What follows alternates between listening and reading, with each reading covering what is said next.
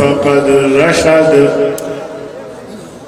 वमन यअसिहिमा फ़इन्नहु ला यज़ुर्रु इल्ला नफ़्सा वला यज़ुर्रुल्लाह शैआ।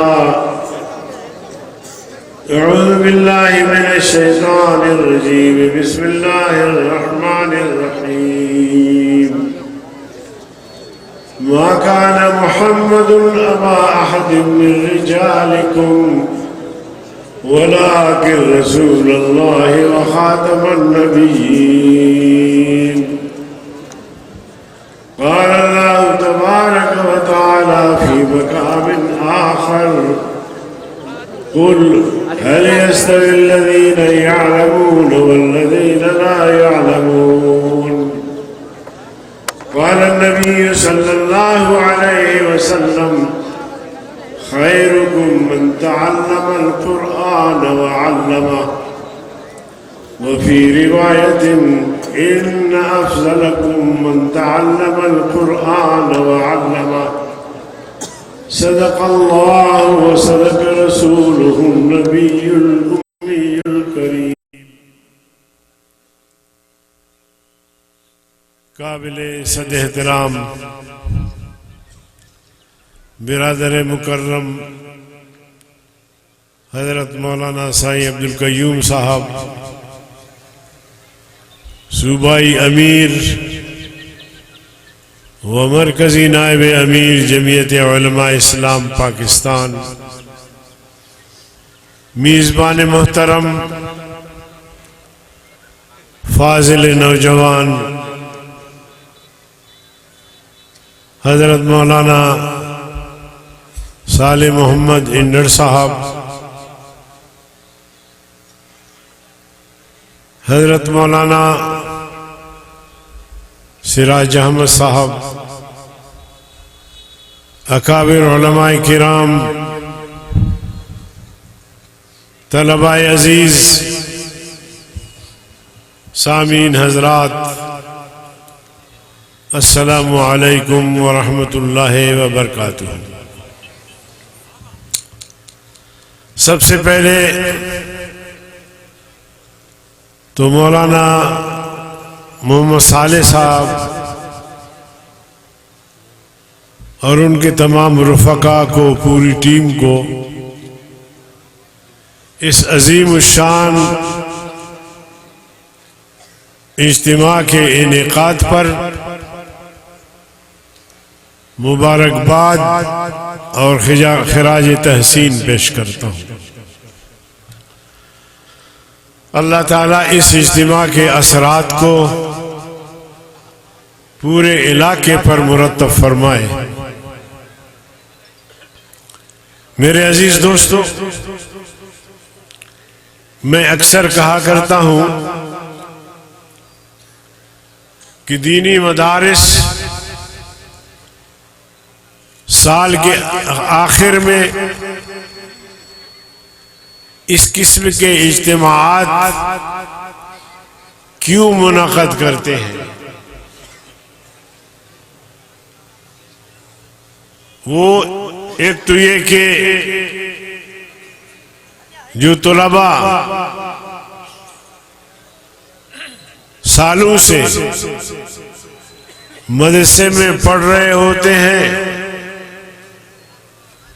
वो इस काबिल बन जाते हैं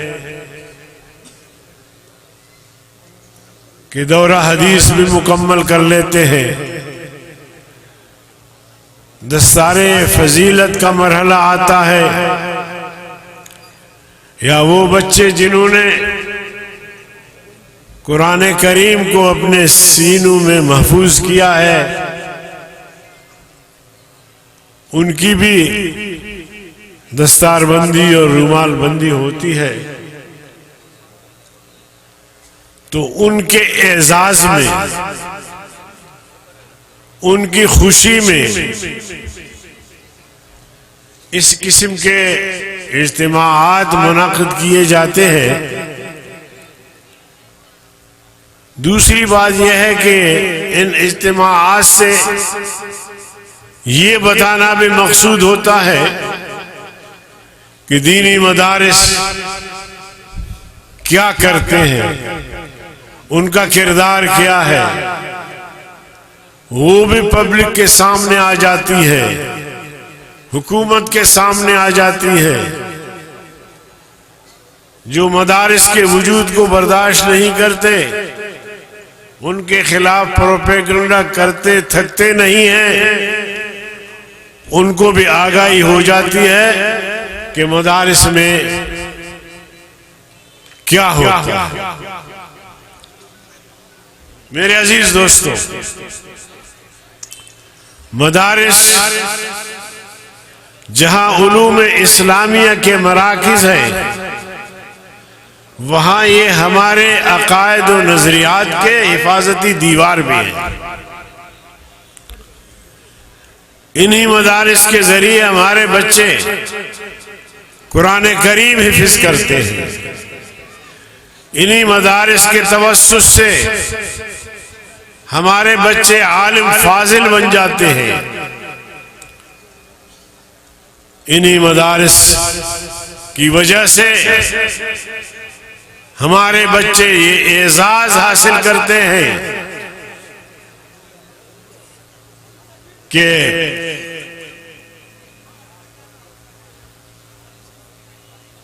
खैरुकुम मन तअल्लमल कुरआन व अल्लमह, कि इंसानियत में तुम में वो तबका सबसे अफजल है, सबसे बेहतर है, जो कुरान करीम हिफ्ज करते हैं और फिर दूसरों को पढ़ाते हैं, उसको फैलाते हैं। आज अब यूं समझ लीजिए कि जिन बच्चों ने कुरान करीम की तालीम हासिल की और उनके उस्तादों ने उन्हें तालीम दी, तो ये मुअल्लिम और तालिब इल्म दोनों इस हदीस के मिस्ताक बन गए। खैरुकुम मन तअल्लमल कुरआन,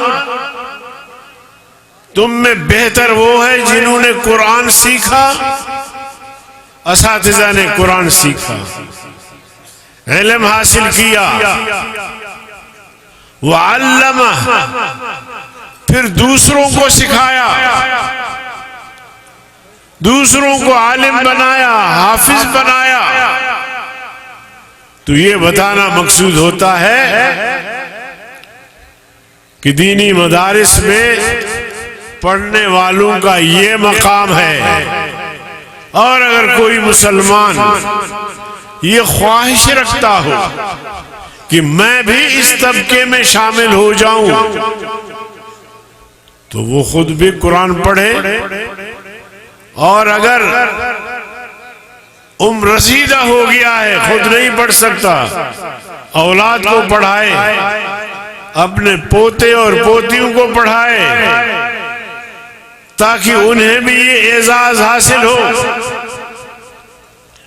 जैसे दूसरी हदीस में आता है कि मन क़रअल कुरआन,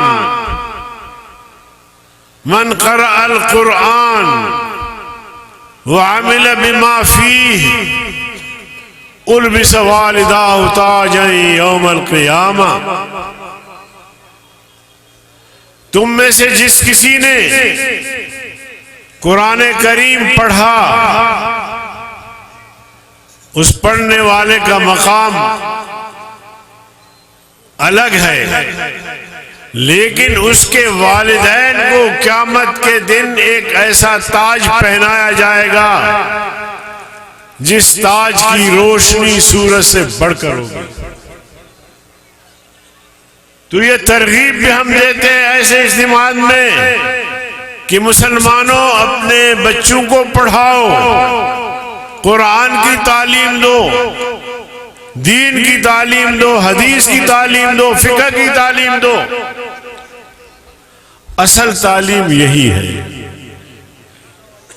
असल तालीम यही है। और फिर उसकी दलील ये है कि हमारे मदारिस से जो नौजवान फारिग होते हैं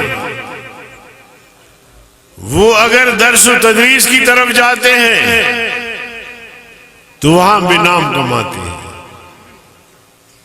अगर तबलीग में जाते हैं, मुबल्लिग है, तबलीग करते हैं, तो वहां भी एक तरह से उनका नुमायां किरदार है। खत्म नबूवत का काम करते हैं, वहां भी उनका एक नुमायां किरदार होता है। अगर इन्हीं मदारिस से फारिग तहसील उलमा सियासत का रुख करते हैं तो वहां भी आप देख लीजिए कि उनका एक नुमायां किरदार होता है। जिहाद का रुख करते हैं तो वहां में उनका नुमायां किरदार होता है। अमेरिका मदारिस के मुखालिफ क्यों है? इसलिए कि इन मदारिस से फारिग तहसील उलमा और मुसलमानों ने मिलकर हिंदुस्तान से अंग्रेज को निकाला, तवील जद्दोजहद की, कुर्बानियां दी, जेलें काटी, खुद कट गए मगर उनके किरदार में कोई झोल नहीं आया। अफगानिस्तान में इन्हीं मदारिस से फारिग तहसील उलमा और तुलबा ने 44 नेटो ममालिक के मुसल्लह अफवाज को जो हर किस्म के असलहा से लैस थे, मिसाइल उनके पास, कारपेट बमबारी उनके पास, हर किस्म की कुव्वतों के बावजूद मदारिस के तलबा ने उनको शिकस्त फाश दी। ठीक है, कुर्बानियां दी, लाखों अफगानी मुसलमान शहीद हुए, मगर अमेरिका को भागने पर मजबूर कर दिया।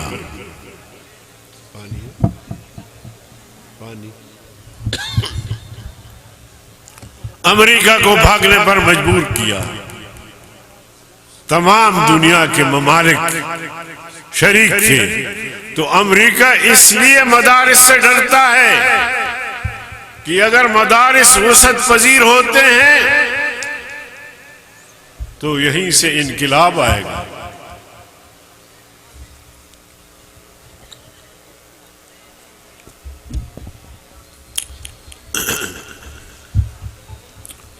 और वो देखते हैं, तारीख पढ़ते हैं, अंग्रेज जो कहते हैं कि उनकी इक्तिदार में सूरज गुरूब नहीं होता था,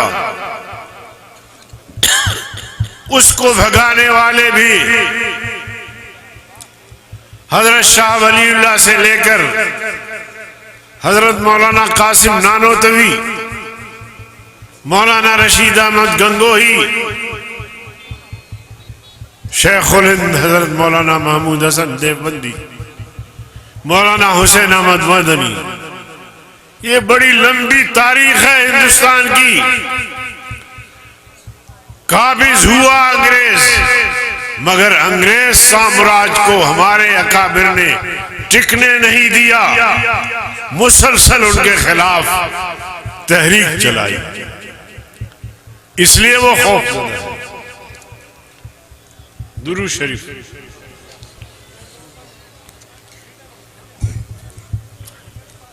तो इन मदारिस से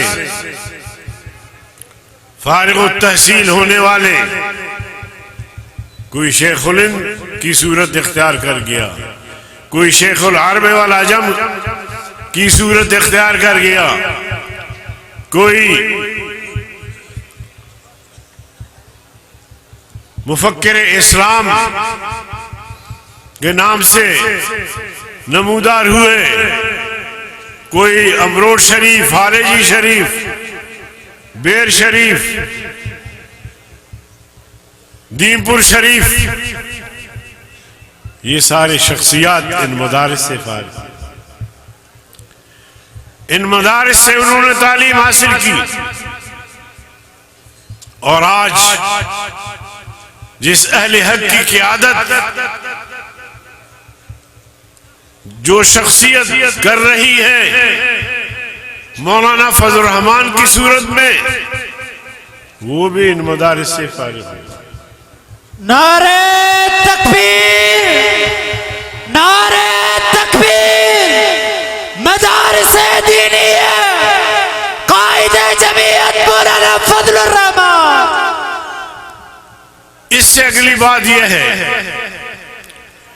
कि ये जो यूनिवर्सिटी और कॉलेजों में पढ़ने वाले पढ़ाने वाले जब फारिग होते हैं, किसी को बैरिस्टर कहा जाता है, किसी को डॉक्टर कहा जाता है, किसी को पता नहीं क्या कहा जाता है, वो समझते हैं कि हम तो लिखे पढ़े हैं, ये सारे मौलवी बेचारे जाहिल हैं।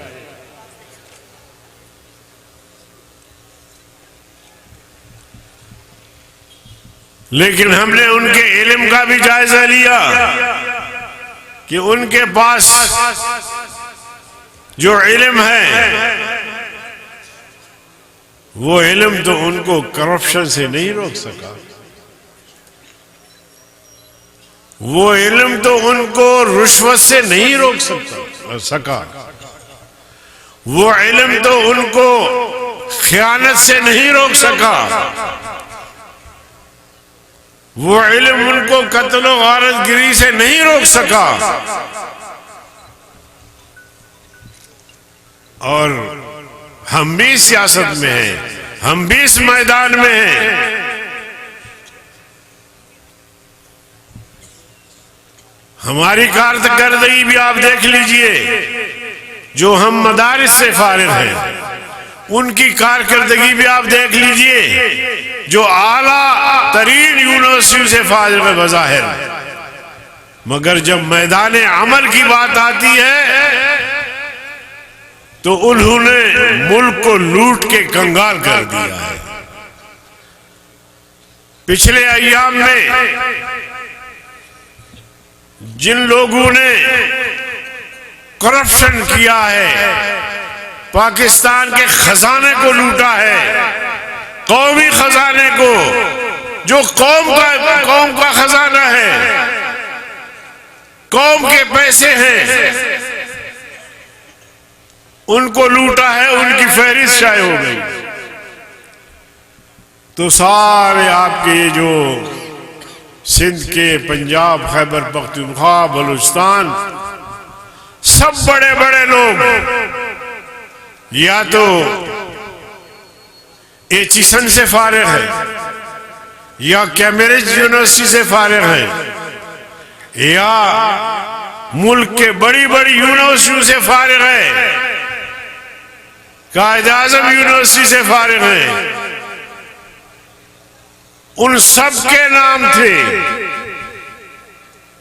उन सब के नाम थे, उस फहरिस्त में मेरा नाम नहीं था, मेरी जमात का नाम नहीं था, उलमा में से किसी का नाम नहीं था।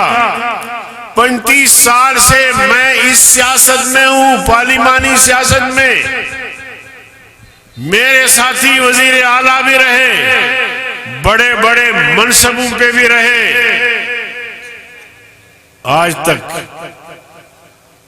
उनके दामन में कोई स्याह दाग नहीं देखने में आया।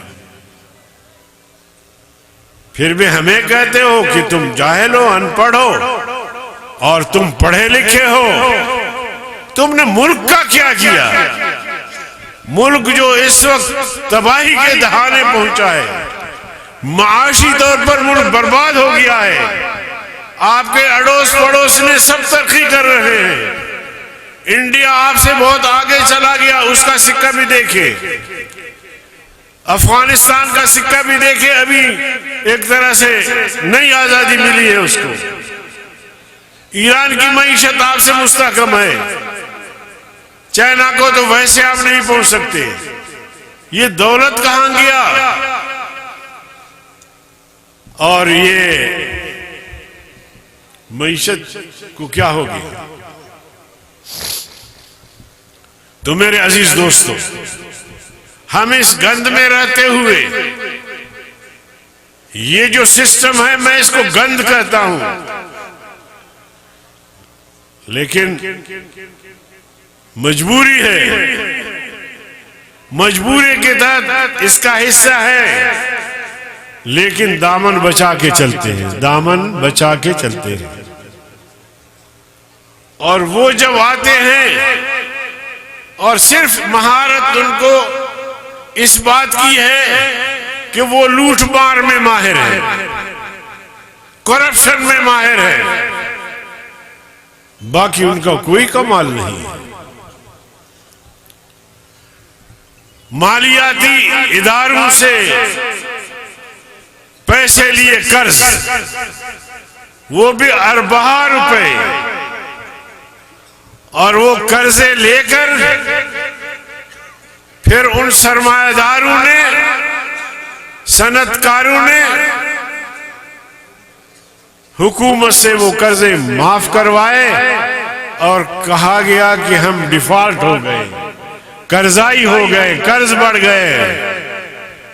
उनकी फहरिस्त बिछाई हुई कि उसमें कौन कौन लोग मुलव्वस हैं। तो आपके पाकिस्तान के बड़े नामवर सियासी लीडर शरीक थे, उस फहरिस्त में भी हम में से किसी का नाम नहीं था। उस फहरिस्त में हम में से किसी का नाम नहीं था। हम भी ले सकते थे, लेकिन हमारी तरबियत यहां हुई, मदरसे में हुई, उस्तादों ने पढ़ाया, समझाया, तरबियत की कि बेटा, जब कभी किसी मनसब पे आप फाइज हो जाएं और लोगों की अमानतें आपके पास पहुंचे तो उसमें खयानत नहीं करना। लोगों की अमानत लोगों तक पहुंचाना, तो ये है मदरसे का किरदार, वो है एचिसन का किरदार।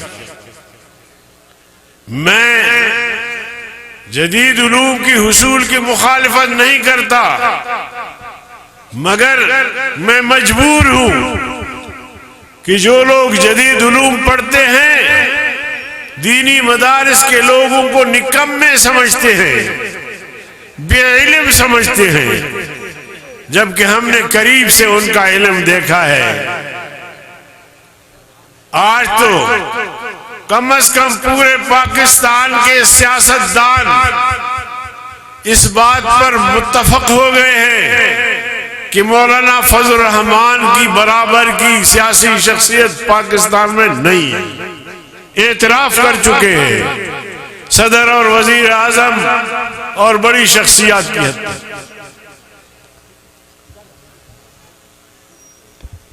नारे तकबीर, कायदे जमीयत मौलाना फजल रहमान। नारे पे पाबंदी है भाई, कोई सुन न ले। मेरे अजीज दोस्तों, बाज लोग नारे लगवाते हैं, फिर आप भी शोर करते हैं। मैं बोलता हूं नारे से मुझे कोई दिलचस्पी नहीं है, तो आप भी खामोश रहते हैं, अच्छी बात है। मैं आपको मवाद देना चाहता हूं। उलमाए किराम तशरीफ फरमा है, उनको भी बताना चाहता हूं कि ये किरदार जो आपने पार्लियामेंट में भेजा है, उनका पार्लिमानी किरदार क्या है। पाकिस्तान बना 26 साल बगैर आइन के चलता रहा। ऐसे निकम्मे लोग, ऐसे जाहिल टाइप के लोग मुल्क पर मुसल्लत हुए, वो नारा भी भुला दिया। पाकिस्तान का मतलब क्या? बड़ी पाबंदी है, नहीं बोलना। पाकिस्तान का मतलब क्या? किधर से? पाकिस्तान का मतलब क्या? बस को मड़ा, खामोश। नारा भी पसीपुश डाला और कौम को आईन नहीं दे सके। जो अपने आप को लिखे पढ़े कहते हैं, हमें जाहिल कहते हैं। फिर 70 के इंतखाबात आए। उन इंतखाबात में हमारी क़ियादत मुंतखब होकर पार्लियामेंट में पहुंची।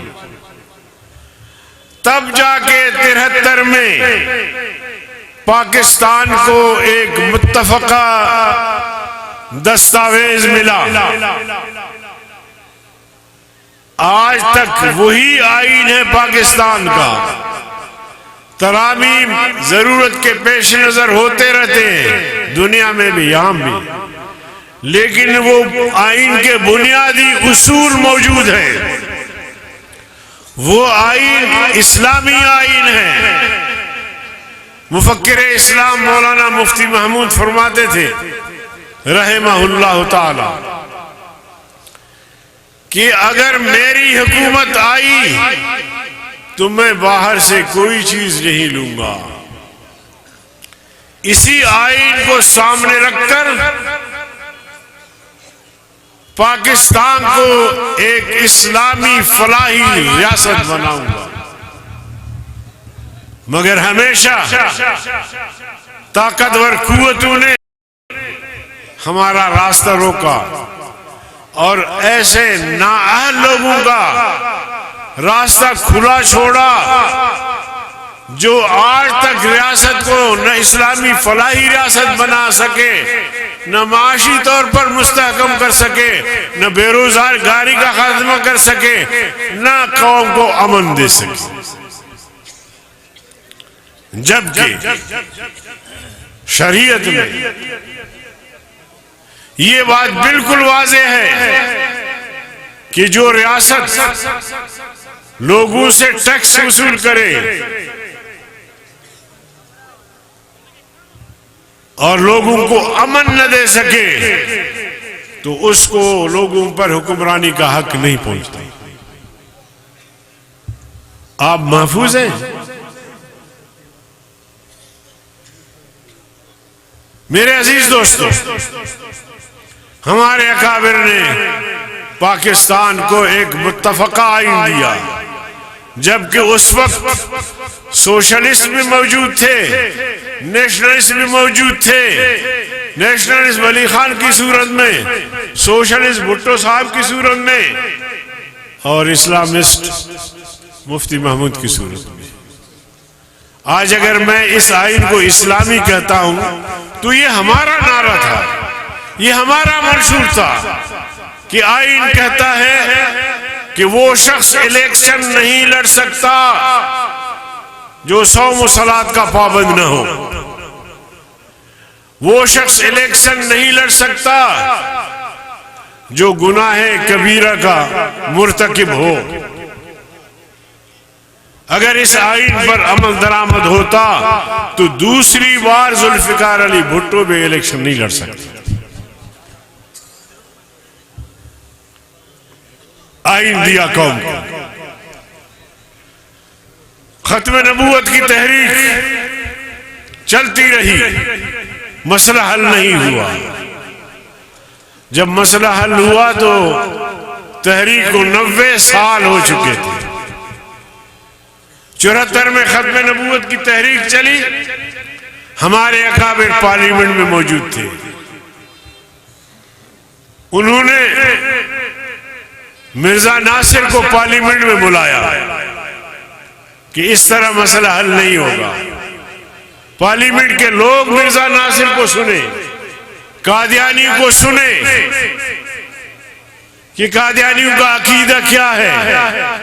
वैसे तो वो कहते थे हम मुसलमान हैं, हम तो मोहम्मद सल्लल्लाहु अलैहि वसल्लम को भी मानते हैं, हमारे मसाजिद हैं, हम रोजे रखते हैं, हम ज़कात देते हैं। लेकिन हमारे अकाबिर बड़े दाना और होशियार थे।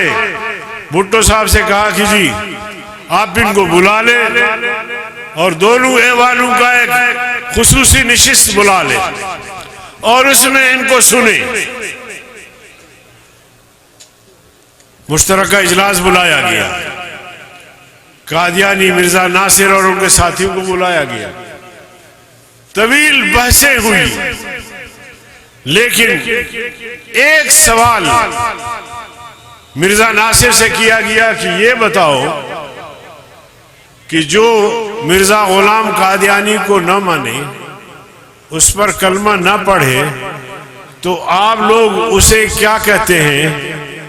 उसने कहा हम तो उसे काफिर समझते हैं, हम उसे काफिर समझते हैं। तब आंखें खुल गई पार्लियामेंट के मेंबरान की, कोई ये तो हमें भी काफिर कहते हैं। मेरे अजीज दोस्तों, फिर पार्लियामेंट ने मुत्तफका तौर पर कादियानियों को गैर मुस्लिम करार दिया और आईन में लिख दिया गया कि आज के बाद कोई कादियानी किसी भी बड़े मनसब पर नहीं आ सकता। आईन में लिख दिया गया कि आज के बाद कादियानी शायर इस्लाम इस्तेमाल नहीं कर सकते। कानून बन गया कि कादियानी अपनी इबादत गाह को मस्जिद नहीं कह सकते। ये किसका किरदार था?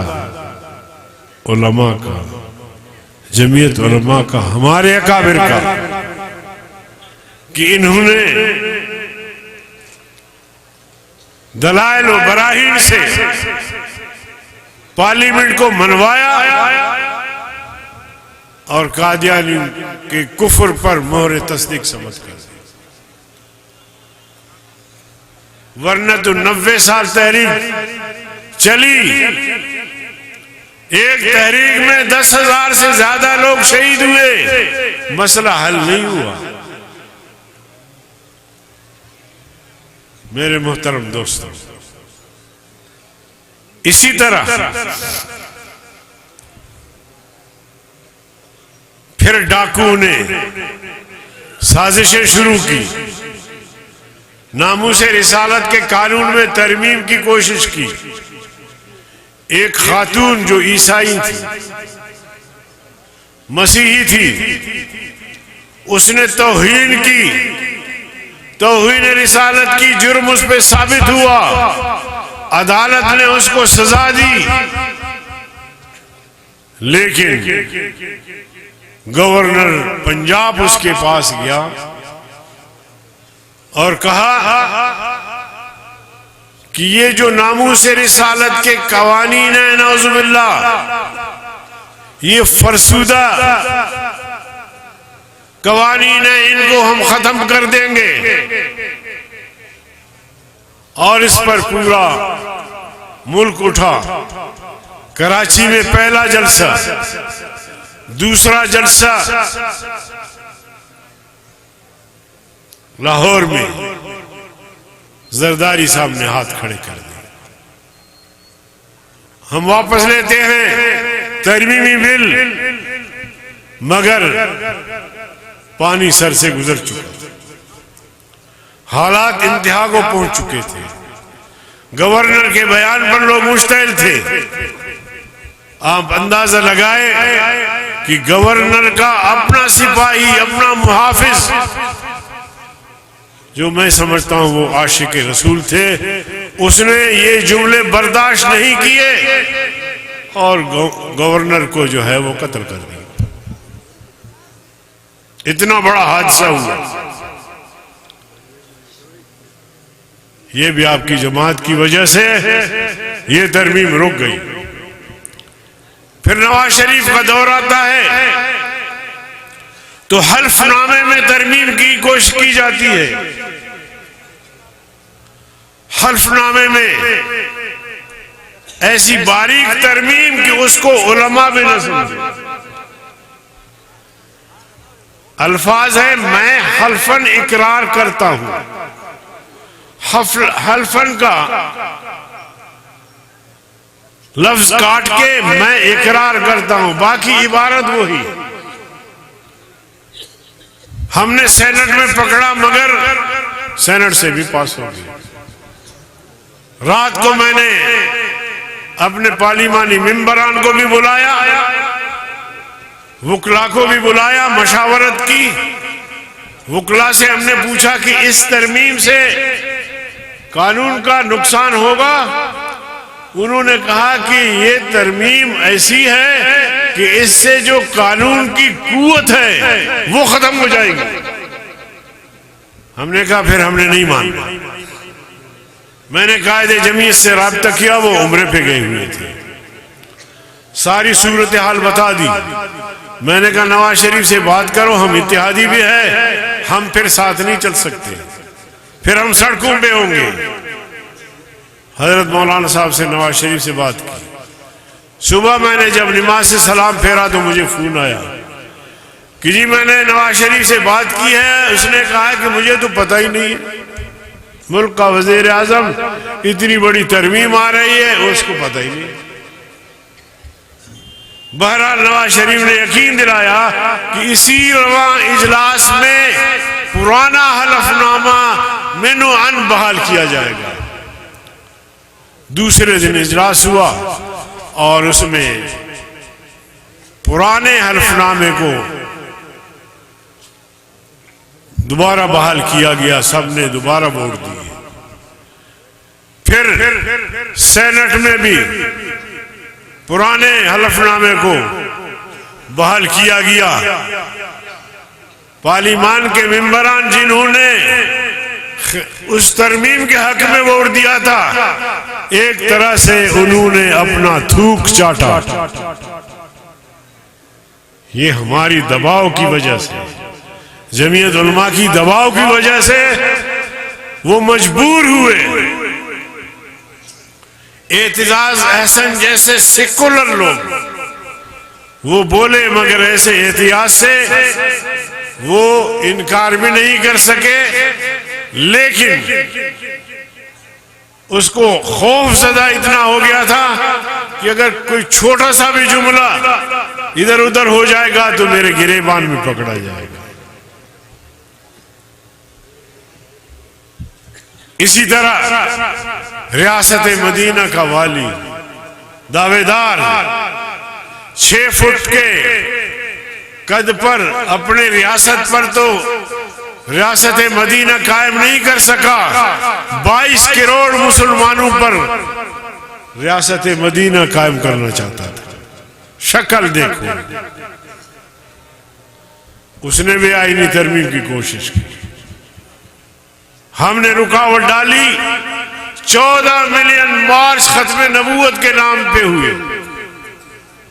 एक दिन उनका चीफ विप पार्लिमानी लीडर वो आए और उसने कहा कि मैं वो तरमीमी बिल वापस लेता हूं। वापस ले लिया। क्या क्या मैं आप हजरात को बताऊं कि थोड़ी सी इस हुजूम के साथ, आपकी दुआओं के साथ हम क्या कुछ कर रहे होते हैं और अल्लाह ताला फतह भी दे देते हैं। कम में फिअतिन कलीलतिन गलबत फिअतिन कसीरतन बिइज़्निल्लाह। छोटी सी जमात को भी अल्लाह ताला बसा औकात बड़ी जमात पर गलबा देता है। तो ये हमारी पोजीशन ऐसी होती है, उलमाए हक की पोजीशन। फिर जनाबे वाला एक और बिल आ गया।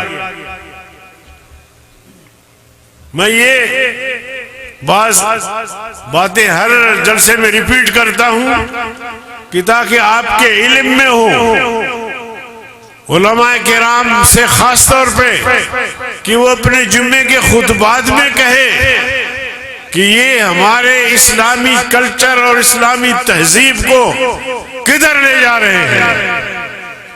बिल का उन्वान था फैमिली लॉज में तरमीम।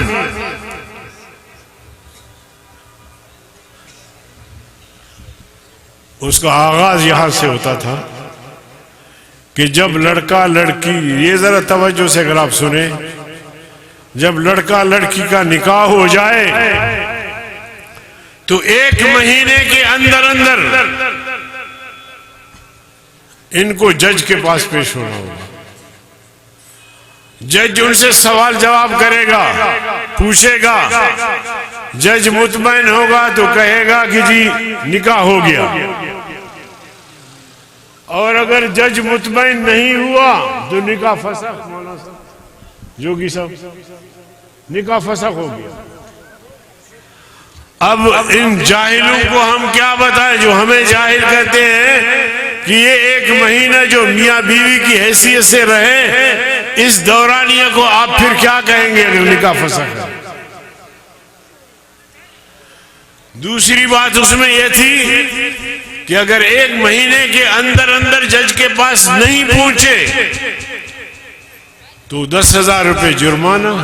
बोले साहब, 10,000 रुपये जुर्माना और 1 साल कैद। तो 2 वालों के लिए 2 साल हो। तो दूसरी शादी करने वाले भी जरा सोचे।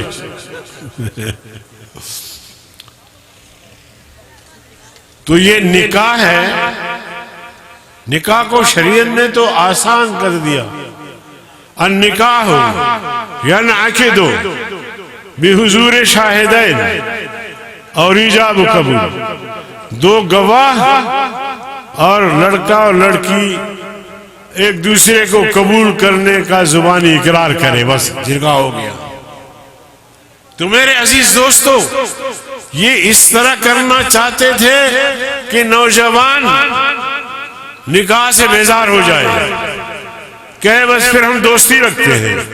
जैसे यूरोप में है, जैसे बर्तानिया में है, जैसे अमेरिका में है, जैसे फ्रांस में है, जैसे दुनिया कुफर के दीगर इलाकों में है, तो निकाह की जरूरत नहीं है। फिर कौन वक्त कहेगा कि मैं निकाह भी ताजा हुआ है, मैं और दोनों बीवी दोनों जेल में चले जाए, फिर बीवी अलग मैं अलग।